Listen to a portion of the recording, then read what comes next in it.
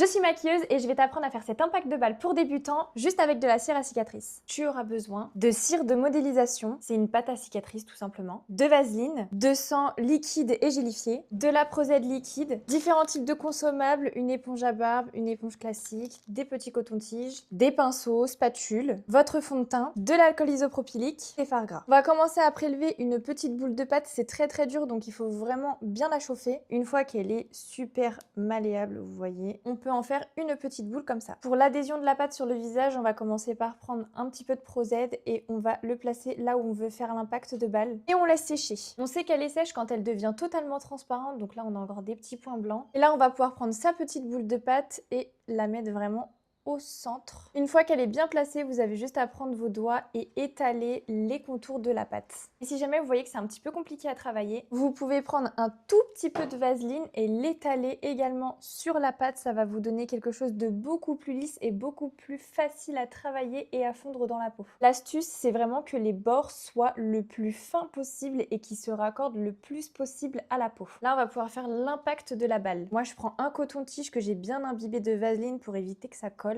Et je viens juste appuyer en plein milieu pour créer l'impact. Donc là, le fait d'avoir créé l'impact de balle, ici, on a vraiment la forme d'impact parfaite. Par contre, au niveau d'ici, ça a créé un bourrelet et on le voit bien. Pour ça, on refait pareil. Soit on vient lisser avec de la vaseline. Vous voyez, ça s'en va très rapidement. Ou vous pouvez prendre également votre petite spatule et faire la même chose. Là, vous prenez une petite éponge à barbe comme ça et vous allez venir tapoter légèrement. En fait, ça va venir essayer de recréer un petit peu les pores de la peau et la texture naturelle de la peau. Une fois que tout vous convient, la texture, le trou, les raccords, là, vous allez pouvoir venir prendre la Prozed avec une éponge et tout simplement faire une couche de colle très fine partout.